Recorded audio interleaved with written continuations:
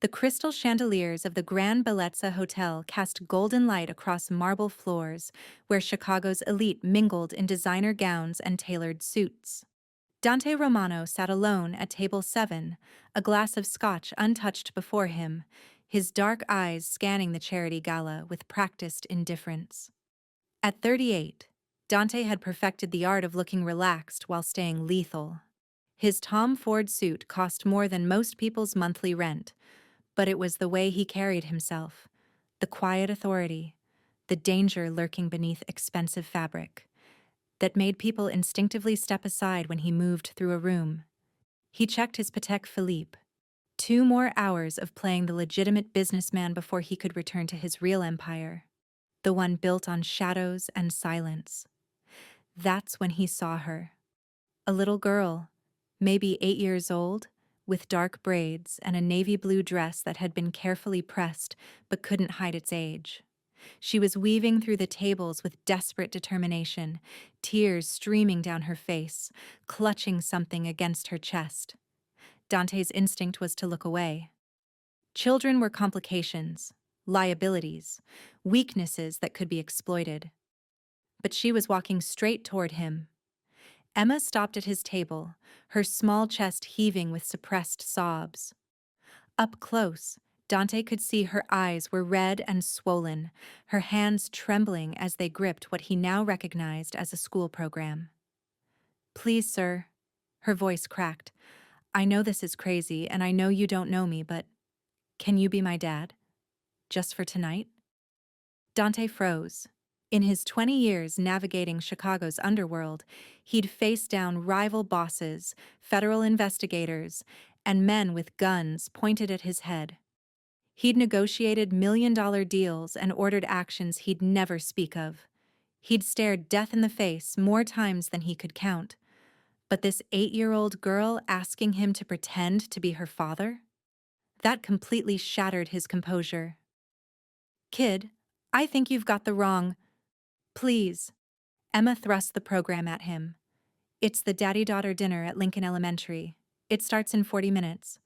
All my friends will be there with their dads, and I—" Her voice broke entirely. "I can't be the only one without a father. Not tonight. I just can't." Dante's eyes dropped to the program. 5th Annual Father-Daughter Dinner Dance, celebrating the special bond. There was a handwritten name on the ticket, Emma Chen and guest. "Where's your actual father?" The question came out harsher than he intended, but Emma didn't flinch. Instead, her whole body seemed to crumple. "He died. 6 months ago. Heart attack at work." The words tumbled out between gasps. "Mom worked double shifts to afford the ticket because I begged her. All my friends have been talking about it for weeks. The decorations, the dancing, the photos. I told everyone my dad was coming." She wiped her nose with the back of her hand. "But he's not coming. He's never coming. And I can't. I can't walk in there alone and have everyone know. I can't have them look at me with those sad faces. I just want one night, just one night, where I can pretend everything's normal." Dante stared at this child who'd just walked up to arguably the most dangerous man in the room and asked for something impossible. His mind calculated angles, assessed risks, searched for the trap. There was none. Just a heartbroken little girl who reminded him of, "No, don't go there." "Kid, I'm not exactly father material. I don't do school events. I don't do kids. I know you're probably busy." Emma's voice steadied with desperate courage. "But it's just 2 hours. Just 2 hours where I don't have to be the girl whose daddy died. Please, I have $23 saved up. I can pay you." She pulled out a small Ziploc bag containing crumpled bills and coins. Something in Dante's chest cracked. He thought of his sister, Sophia. Dead at 8 years old. 28 years ago. A drunk driver. A moment of carelessness, and she was gone. He remembered his mother's screams, his father's silence, and his own helpless rage at being too young to protect her. He remembered her last words to him. "Will you take me to the school dance next week, Danny? Please?" He never got the chance. Dante took a long breath, then did something he'd sworn he'd never do. Let emotion override logic. "Keep your money, kid." He stood, all 6'2" of controlled power. "What's your name?" Emma Chen." "All right, Emma, I'm Dante, and yeah, I'll be your dad. Just for tonight." Dante's black Mercedes S-Class felt too quiet as he drove toward Lincoln Elementary. Emma buckled in the passenger seat, staring out the window. "You didn't have to do this," she said softly. "I know I basically ambushed you." "You've got guts, kid. Walking up to a stranger like that." Dante kept his eyes on the road. "Your mom know where you are?" "She's at work. Her shift ends at 11. She doesn't know I came to the hotel." Emma's voice got smaller. "I took the bus. I saw you through the window and you looked lonely, like maybe you understood." Lonely. The word hit harder than it should have. "You always this perceptive?" "Dad used to say I noticed things other people missed." A sad smile crossed her face. "He was a teacher. English literature. He loved telling stories about characters who were brave even when they were scared." "Sounds like a good man." "He was the best." Emma's voice cracked again. "He made pancakes every Sunday. He did all the voices when he read bedtime stories. He taught me to ride my bike, and when I fell, he'd kiss my scraped knees and tell me that brave girls always get back up." She turned to look at Dante, tears sliding down her cheeks. Do you think he can see me? From wherever he is?" Dante's hands tightened on the steering wheel. He wasn't a man who believed in much beyond power and survival. Heaven seemed like a fairy tale for people who couldn't handle reality's harshness. But looking at Emma's desperate hope, he couldn't take that away from her. "Yeah, kid, I think he's watching. And I think he's proud of how brave you are." Emma wiped her eyes. "Are you a dad?" The question was innocent, curious. It still felt like a knife. "No." "Did you want to be?" "Once. A lifetime ago. Never really thought about it." "Well, you're already doing pretty good," Emma said, managing a small smile. "You haven't told me to stop crying or that everything happens for a reason or any of that stuff adults say when they don't know what else to do." "People say that?" "All the time. Like it helps." She shook her head. "Nothing helps. But pretending to be normal for one night? That might." The school gymnasium had been transformed into something magical.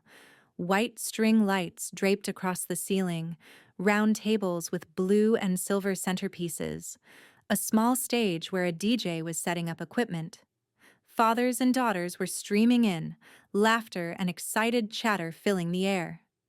Dante's Mercedes pulled into the parking lot, looking wildly out of place among the minivans and SUVs. Emma's breath hitched. "They're all here. You sure about this, kid?" She nodded, but her hand was shaking as she reached for the door handle. "Emma." Dante's voice stopped her. "If you want to leave at any point, you just tell me. No questions asked. Deal?" "Deal." They walked toward the entrance and Dante felt every eye turn toward them. He was used to that.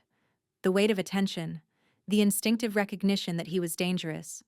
But tonight, he was just a man in an expensive suit with a nervous little girl holding his hand.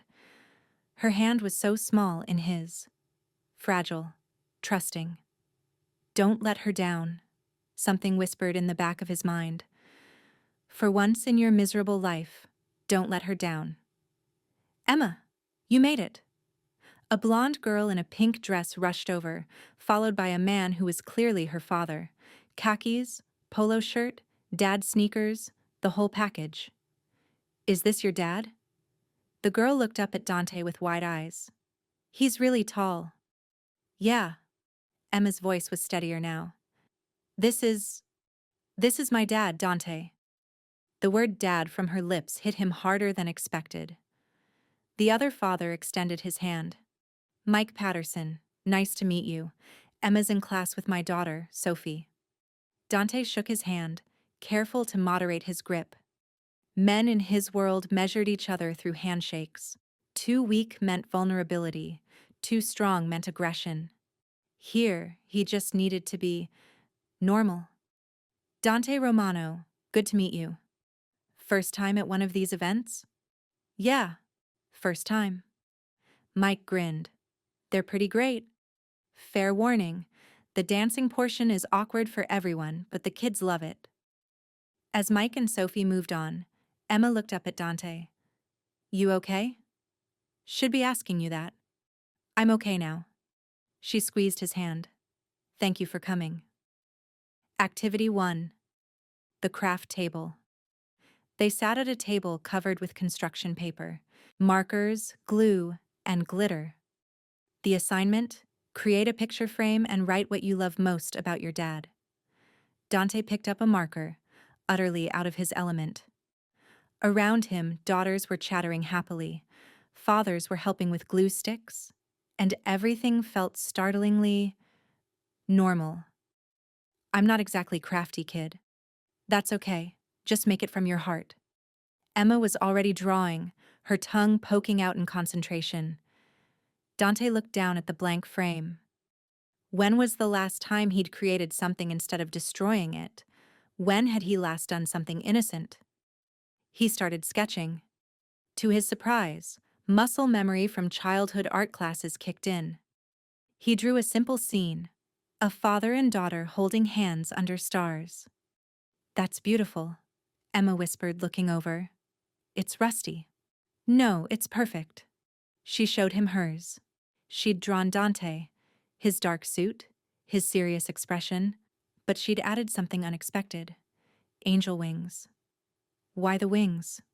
Emma's eyes met his, ancient wisdom in a child's face. Because you saved me tonight, that's what angels do. Activity 2.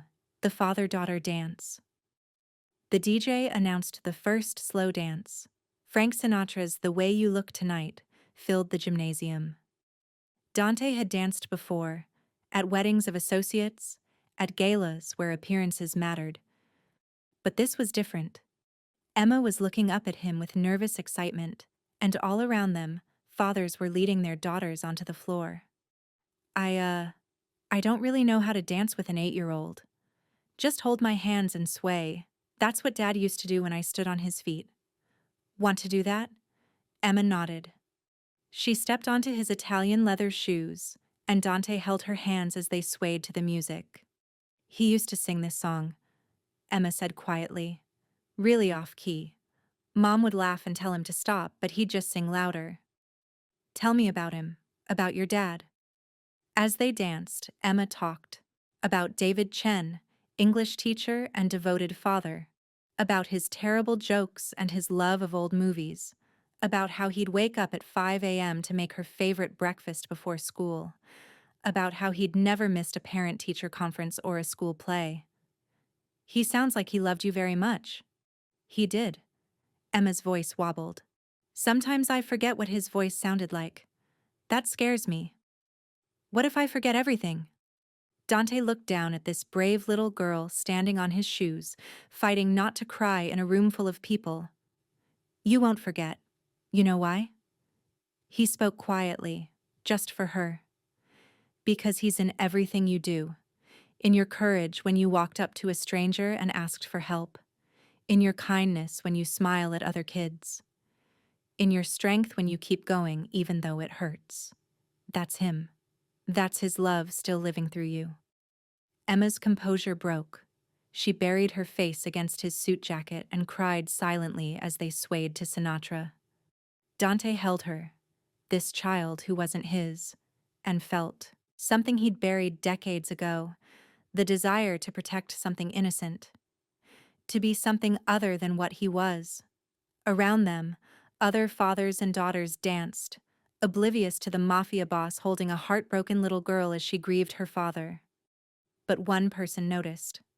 Dante felt it before he saw it, the prickling awareness of being watched by someone who knew what to look for.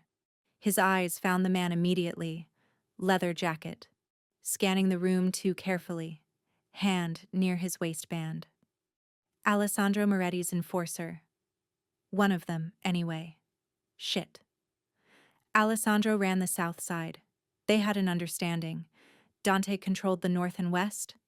Alessandro the south. Neither crossed into the other's territory.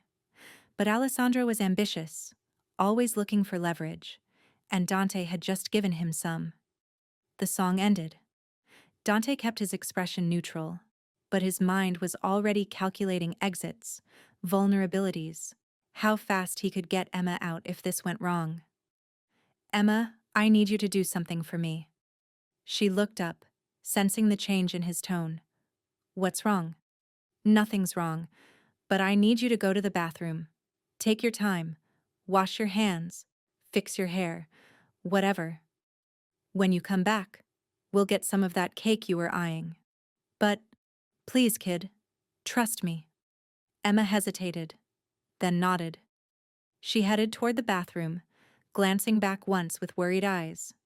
The moment she was out of sight, Dante pulled out his phone and sent a rapid text. Lincoln Elementary. Southside Muscle Watching. Get Marcus here. Now. The enforcer was moving closer, weaving through tables. Dante stood, intercepting him before he could get deeper into the room full of families. Lost? Dante's voice was quiet, deadly. Mr. Romano. Didn't expect to see you at an elementary school event. The man smiled, showing too many teeth. Mr. Moretti would be very interested to know about your connection here. There's no connection. That little girl called you Dad. Moretti pays well for information about his competitors' families. Weaknesses, pressure points. Dante's hand shot out, gripping the man's arm with bruising force. To anyone watching, it would look like two men having an intense conversation. Only they would know Dante's fingers were positioned over the pressure point that could drop the enforcer in seconds. You're going to walk out of here.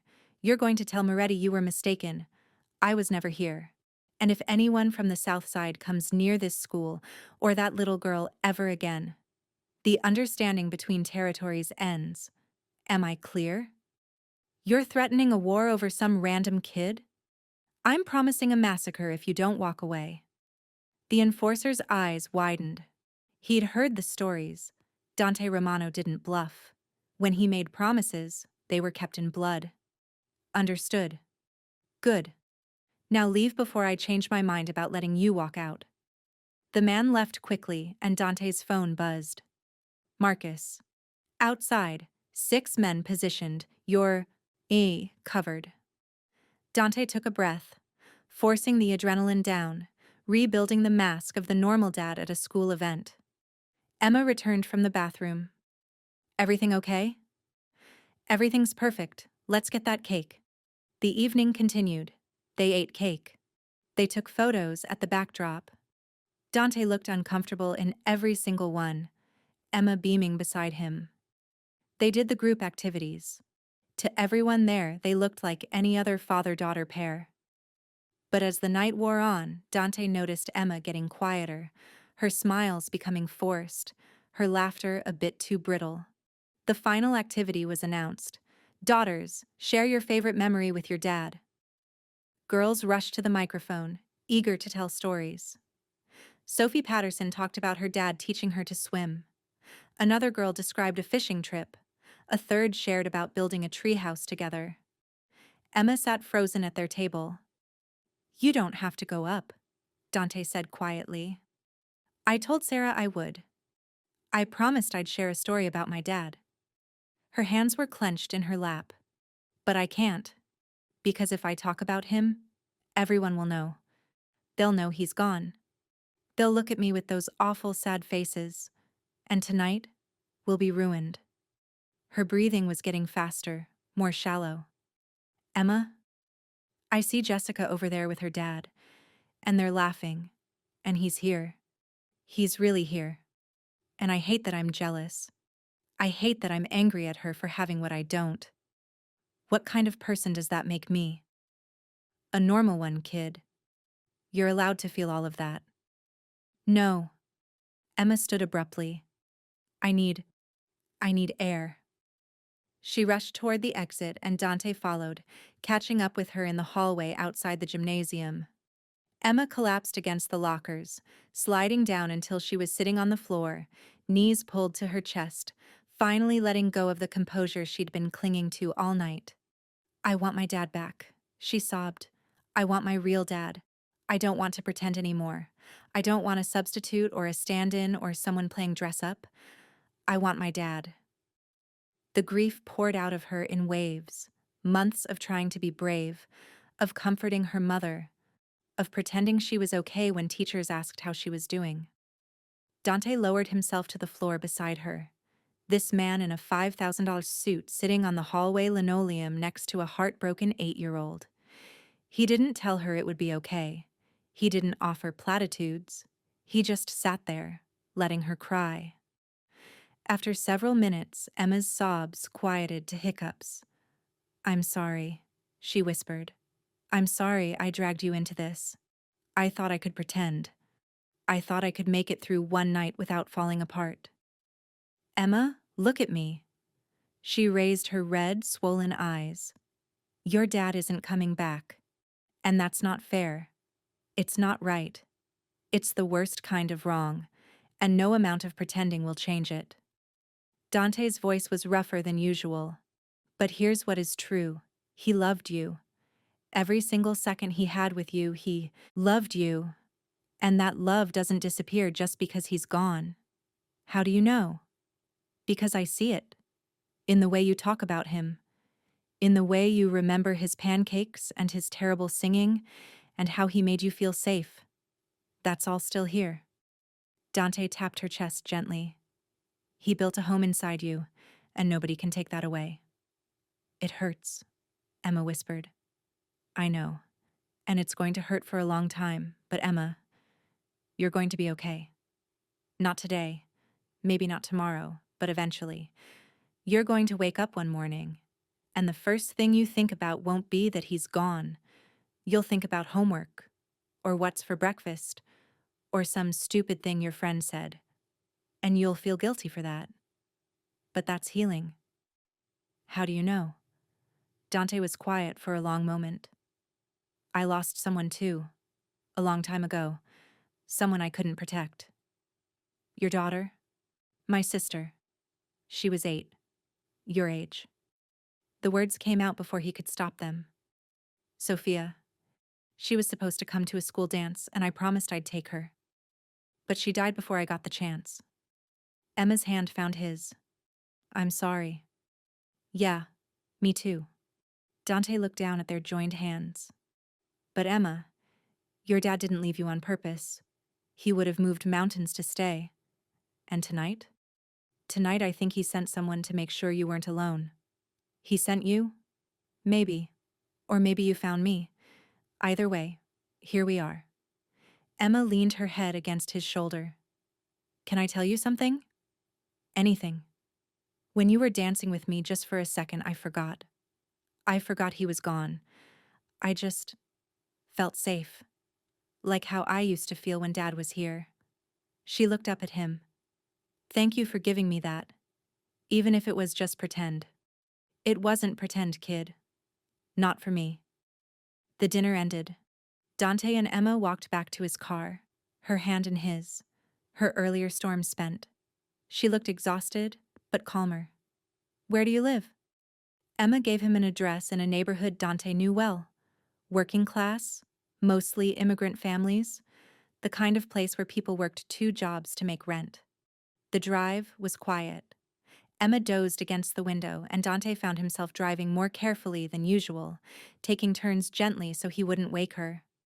When they arrived, Emma directed him to a worn apartment building. 3rd floor, Unit 312. Mom's shift ends at 11. She'll be home soon. Emma unbuckled her seatbelt but didn't move to leave. Dante? Yeah? Can I ask you something? And will you tell me the truth? I'll try. Did you have fun tonight? Even a little bit? Dante thought about the craft table, the dancing, the way Emma's face had lit up when she showed him her drawing. He thought about feeling useful for something other than violence for the first time in years. Yeah, kid. I had fun.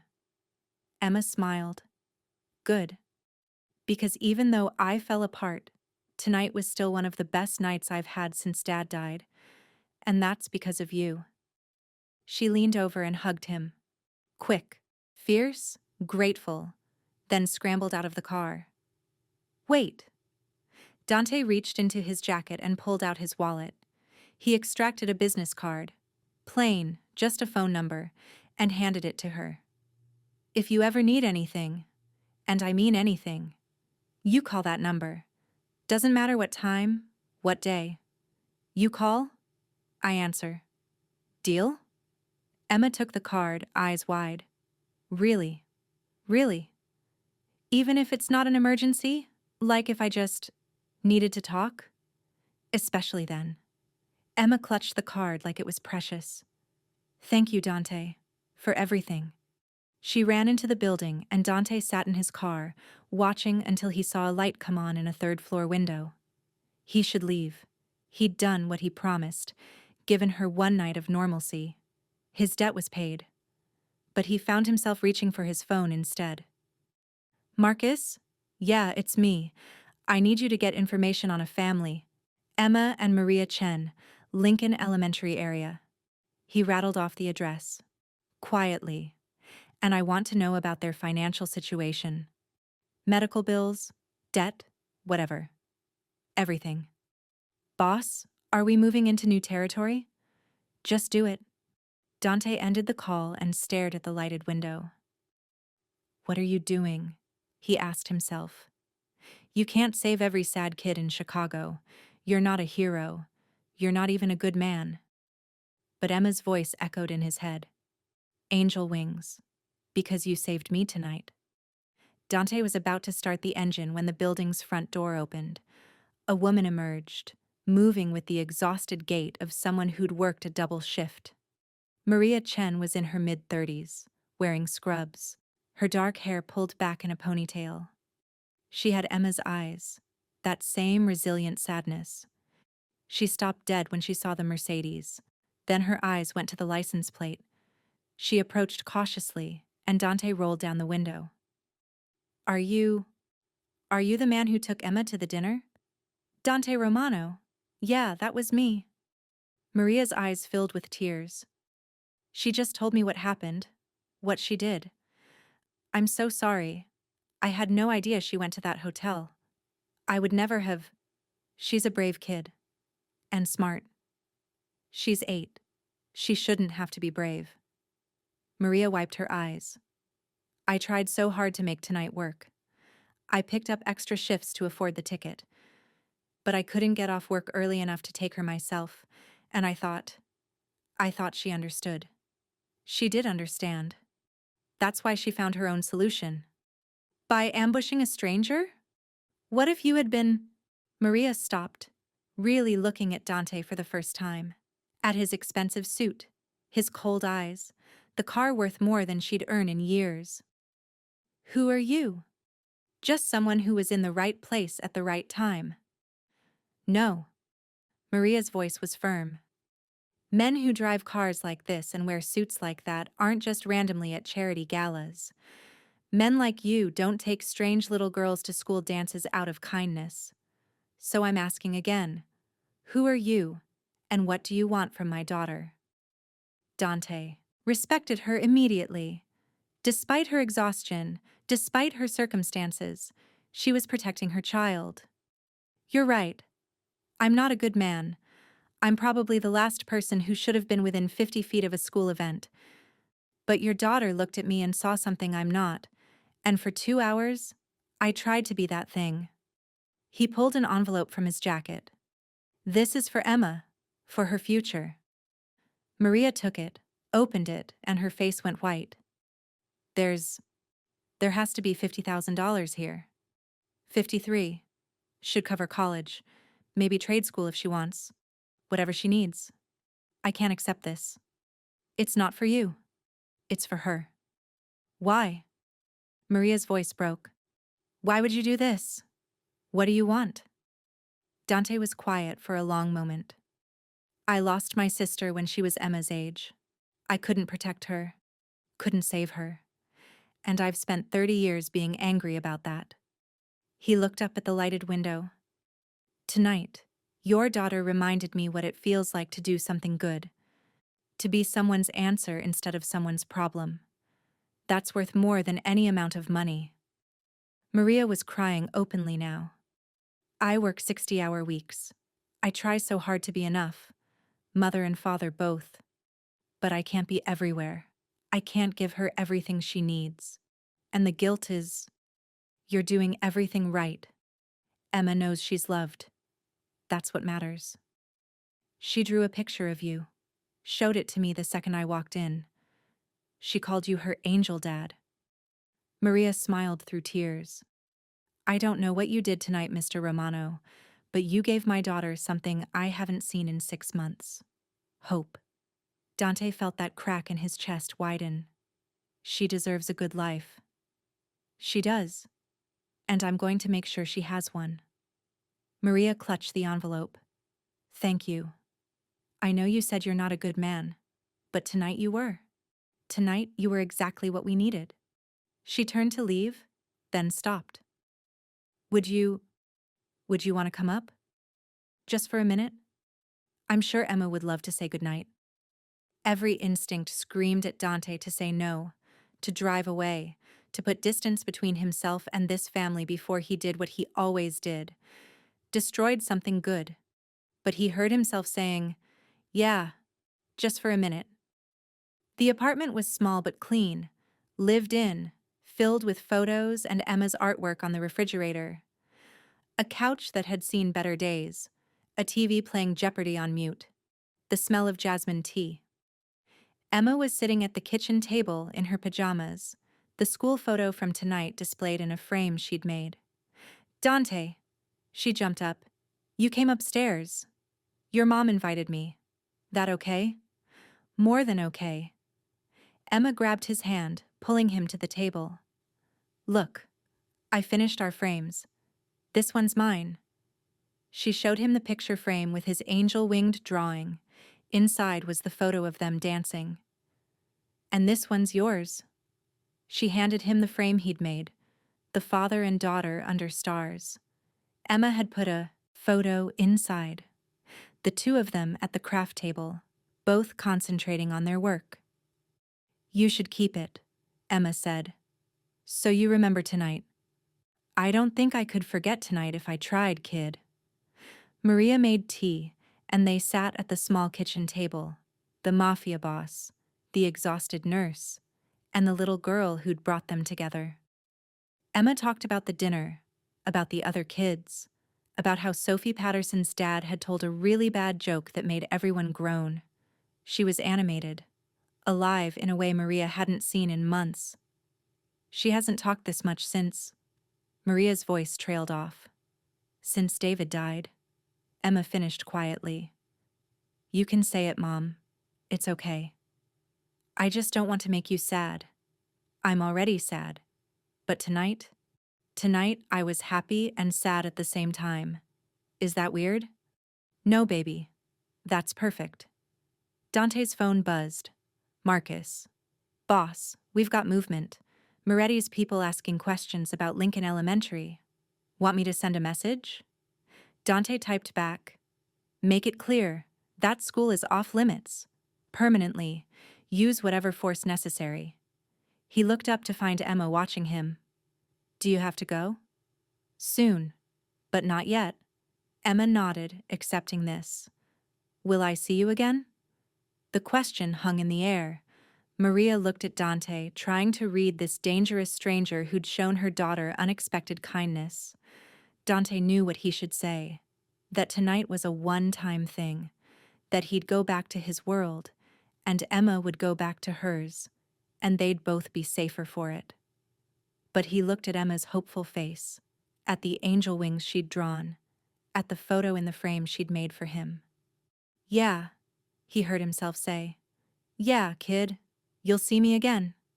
Dante stood in his downtown office, 53 stories above the city, reviewing territory maps with Marcus.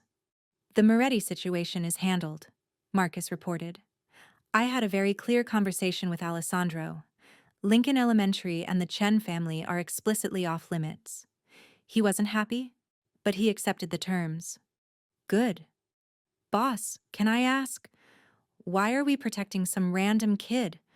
No offense, but it's not exactly on brand for us. Dante picked up the picture frame from his desk, the one Emma had made. That random kid is braver than half the men who work for me. She walked up to me and asked for help, even though she was terrified. That takes courage. Still seems like a lot of resources for... Are you questioning me? Marcus held up his hands. No, boss. Just trying to understand. The Chen family is under my protection now. Anyone who threatens them answers to me. That's all you need to understand. After Marcus left, Dante found himself staring at the photo. Emma at the craft table, her tongue poking out in concentration. Him beside her, actually smiling, something his people rarely saw. His phone rang. Unknown number. Romano. Dante? Emma's small voice. Is this a bad time? He glanced at the stack of reports, the meetings scheduled back to back, the empire that required his constant attention. No, kid. Never a bad time.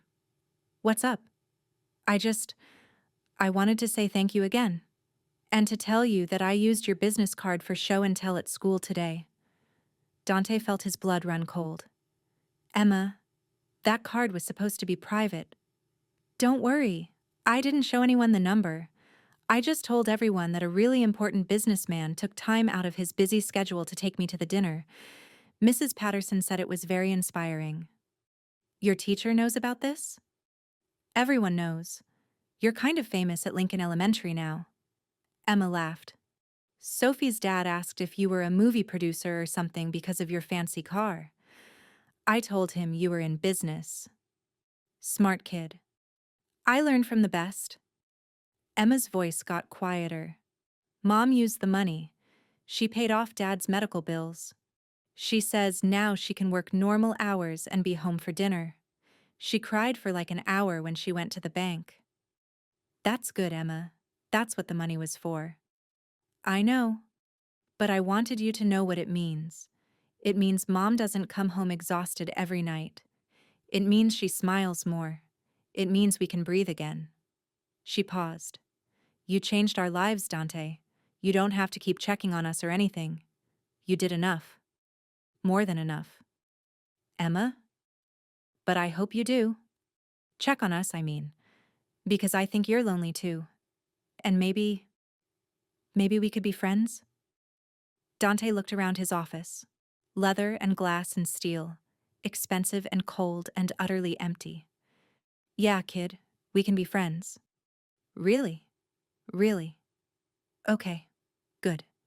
Because I'm making you a Father's Day card and it would be weird if we weren't friends. Emma, I'm not your... I know you're not my dad. I have a dad. But you're the person who showed up when I needed someone. And that's what dads do, right? They show up. After Emma hung up, Dante sat in his office as the sun set over Chicago, holding a picture frame made by an 8-year-old girl who'd somehow seen past everything he was and found something worth saving. Dante straightened his tie as he stood outside Lincoln Elementary, feeling more nervous than he had before meeting with federal investigators. He'd gotten Emma's text that morning. Science fair tonight. Mom's coming, but she has to leave early for work. Will you come? No pressure, but I'm presenting my project on stars and navigation, and I'd really like you to see it. He should have said no.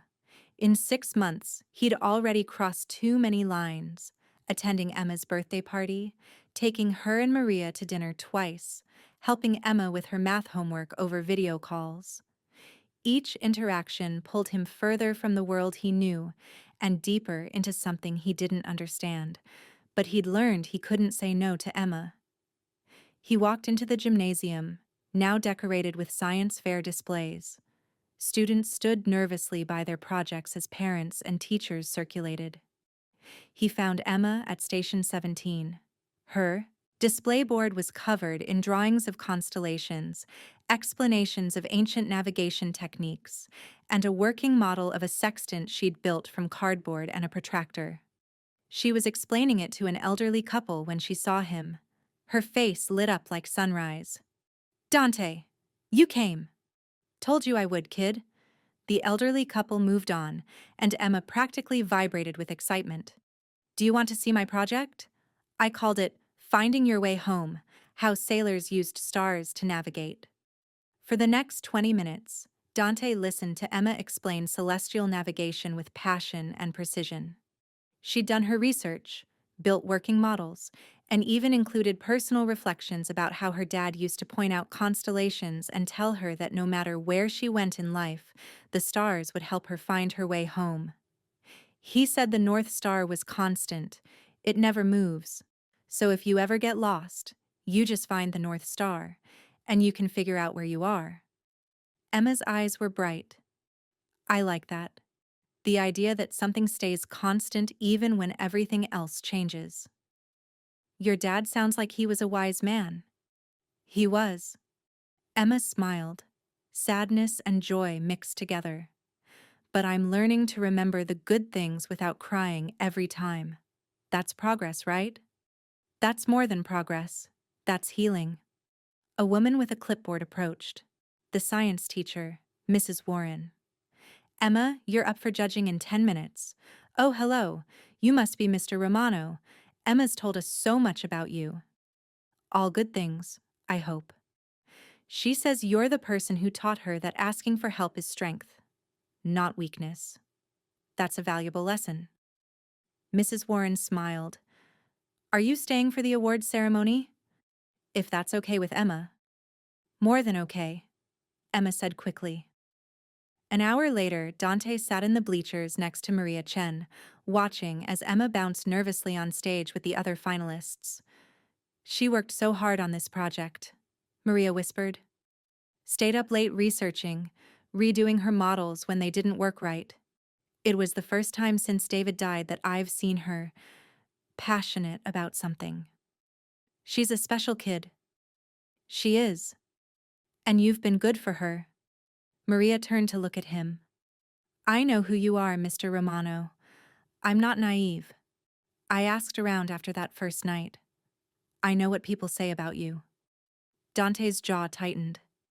"Then why let me anywhere near your daughter?" "Because Emma is the best judge of character I know, and she believes you're a good person. So I choose to believe that too." Maria paused. "Also, in 6 months, you've never been anything but kind to her. You show up when you say you will. You listen to her. You treat her like she matters. That's all I can ask." "She does matter." "I know. I see it in how you look at her. Like she's precious. Like you'd protect her from anything." Maria's voice softened. "David would have liked you, I think.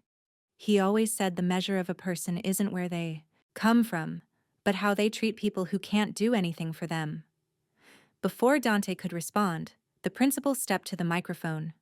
"And our third-place winner in the intermediate category is Emma Chen for Finding Your Way Home." Emma's face was pure joy as she accepted her ribbon and small trophy. She looked immediately to the bleachers, finding Dante and her mother, holding up the award triumphantly. Dante found himself standing, applauding, a genuine smile on his face. When did this happen? He wondered. When did this kid become important enough to rearrange my entire evening for?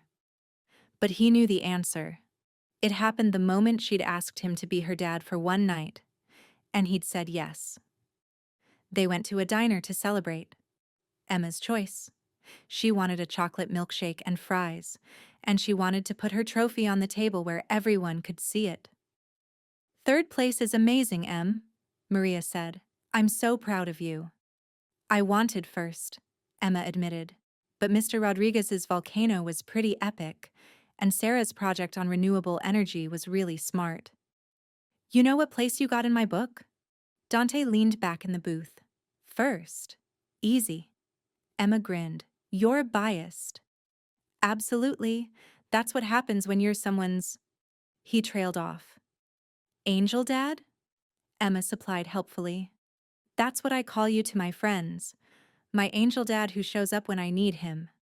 Maria choked on her coffee. Emma. What? It's true. Emma dipped a fry in her milkshake, a combination that made Dante's face scrunch up in disgust, which made her laugh. He's not my real dad. Nobody could replace dad. But he's my bonus dad. The one who came when I asked and never left. Dante met Maria's eyes across the table. She looked torn between laughing and crying. Is that okay? Emma asked, suddenly uncertain. That I call you that? Dante thought about the man he'd been 6 months ago. Hard, cold, caring about nothing except power and survival. He thought about the empire he'd built on other people's fear. Then he thought about science fairs and chocolate milkshakes, and an 8-year-old girl who'd looked at him and seen something worth believing in. Yeah, kid, that's okay. Dante found Emma sitting in front of a gravestone, talking quietly. He'd driven Maria here for the first anniversary of David Chen's death, and Emma had asked to have a few minutes alone with her dad. But she'd been sitting there for 30 minutes now, and Maria was getting worried. I'll check on her, Dante offered. He approached slowly, not wanting to intrude. Emma was cross-legged on the grass, placing fresh flowers in the vase. Hey, kiddo. Emma looked up. Her eyes were red, but she was smiling. Hey, Dante. I was just telling Dad about the science fair, and about how I got an A on my English essay. And about you. Dante lowered himself to the grass beside her. What did you tell him about me? That you kept your promise. That night at the school dinner, you said I'd see you, again. And you've been here for every important thing since then. Birthday parties and science fairs and just regular days. She traced her finger along her father's name on the headstone. I told him I think he sent you to take care of us. Like he knew we'd need someone. And he picked you.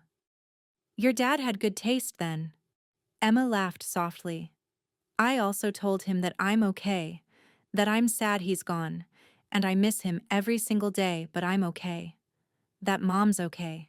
That we're going to be okay. She looked at Dante. That's because of you, you know. You didn't just show up for one night. You stayed.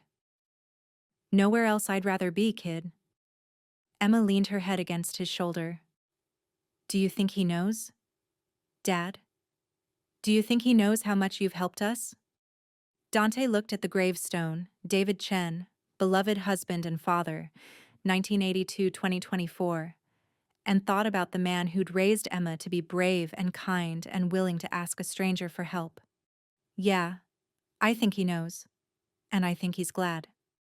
They sat in silence for a while, the cemetery peaceful around them. Eventually, Emma spoke again. Last year, I thought my life was over. I thought I'd never be happy again. I thought the sadness would swallow me whole. She wiped her eyes. But you know what? I am happy. Not all the time. I still have really bad days. But I have good days too. And the good days are getting more common. That's how it works. The grief doesn't go away, but it gets lighter, more manageable. Is that how it was with Sophia? Your sister? Dante was quiet for a long moment. I didn't let myself heal. I just got angry. Used that anger to build walls so high nothing could hurt me again. He looked down at Emma. But you knocked those walls down, kid. You and your mom. You reminded me what it feels like to care about something. To be part of something good. So we saved you too? Yeah. You saved me too. Emma took his hand. Good. Because you're not allowed to leave. You're stuck with us now. Sounds like a fair deal to me. They walked back to where Maria was waiting by the car. She took one look at Emma's face, sad but peaceful, and pulled her daughter into a hug. You okay, baby? Yeah, Mom, I'm okay. Maria's eyes met Dante's over Emma's head. Thank you. she mouthed. Dante just nodded. No words needed. Dante sat in the Lincoln Elementary Gymnasium, but this time for Emma's 5th grade graduation. She was 11 now, taller, more confident, but still the same brave kid who'd asked a stranger to be her father for one night. She stood at the podium, giving the student speech. She'd been chosen by her classmates, an honor that had made her both proud and nervous. When I was 8, I lost my dad. Emma's voice carried across the room. And I thought that was the end of my story. I thought I'd always be the girl whose father died. The sad kid. The one people pitied. Parents and students listened raptly. But then something amazing happened. I learned that family isn't just about blood. It's about who shows up, who stays, who chooses to love you even when they don't have to. Emma's eyes found Dante in the crowd.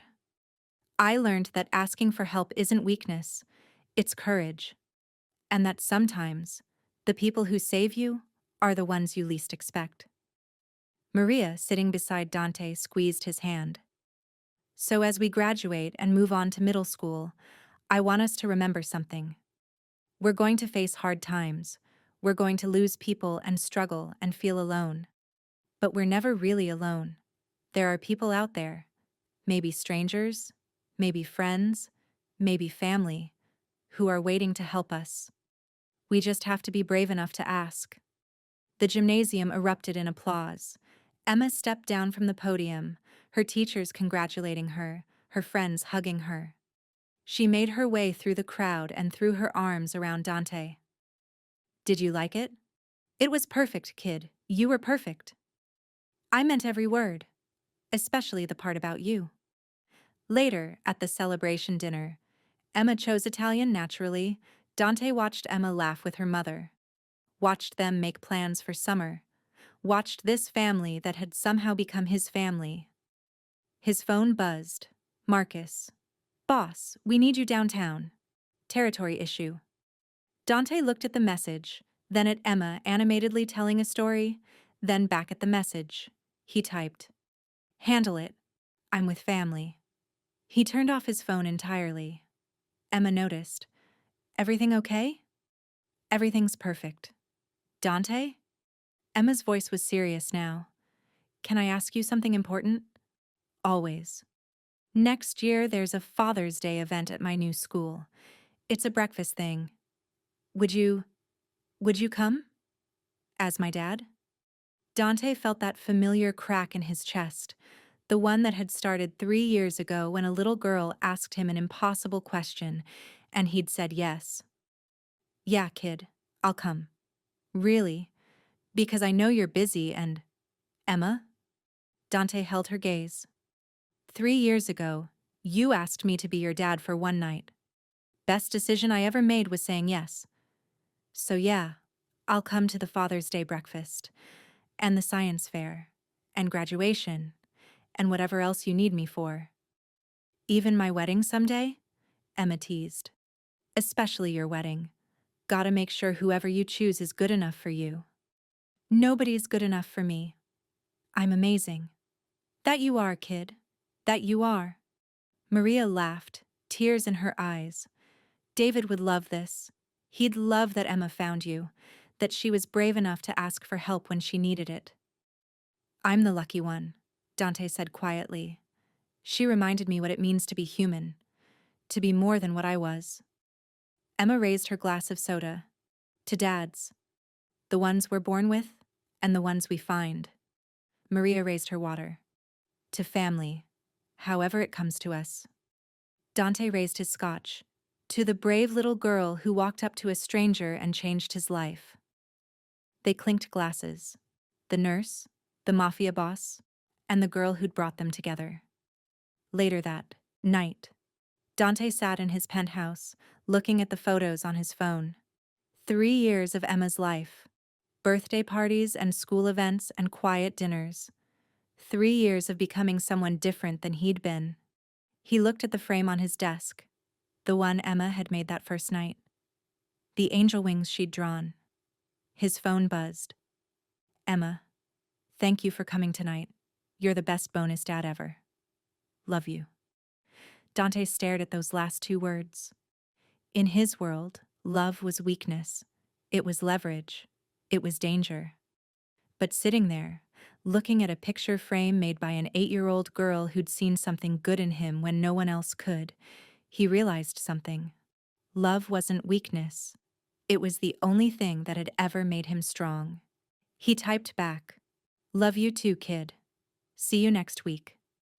And for the first time in 30 years, Dante Romano, feared mafia boss, ruthless businessman, dangerous man, smiled like he meant it.